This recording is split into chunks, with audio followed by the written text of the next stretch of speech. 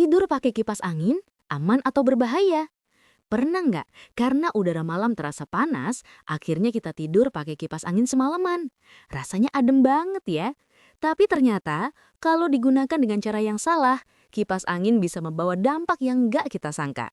Terutama yang melakukannya terus-menerus setiap hari, alias sudah jadi kebiasaan.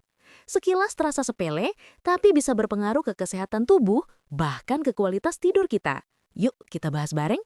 Sebenarnya, kipas angin nggak berbahaya kalau digunakan dengan bijak. Tapi kalau dibiarkan menyala terus semalaman dan langsung mengarah ke tubuh, apalagi ke wajah, ini bisa memunculkan beberapa risiko kesehatan. Pertama, memperburuk alergi dan asma.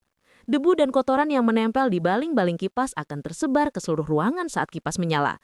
Akibatnya, orang yang sensitif bisa bersin, hidung tersumbat, atau tenggorokan terasa gatal. Kedua, masalah pernafasan. Aliran udara dari kipas bisa mengeringkan saluran hidung dan tenggorokan, apalagi kalau tidur dengan mulut terbuka. Efeknya, bangun pagi tenggorokan kering, suara serak, bahkan bisa meningkatkan risiko infeksi pernafasan seperti ISPA.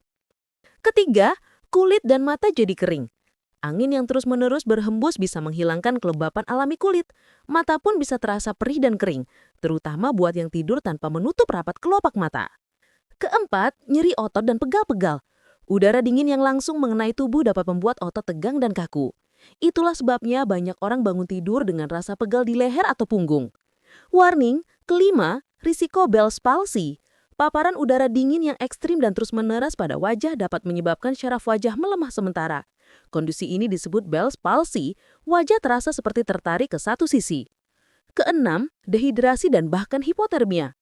Keringat yang cepat menguap karena hembusan angin bisa membuat tubuh kehilangan cairan tanpa terasa.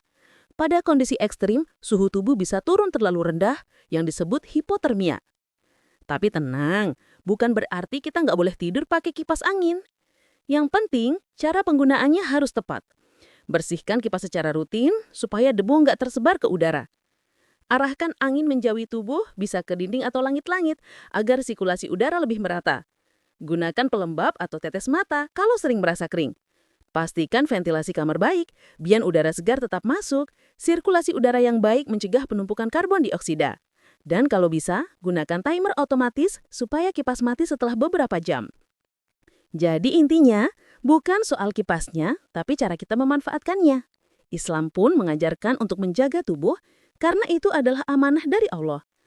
Gunakan nikmat udara ini dengan bijak, agar istirahat kita tetap sehat, nyaman, dan penuh berkeberkahan. Bye-bye!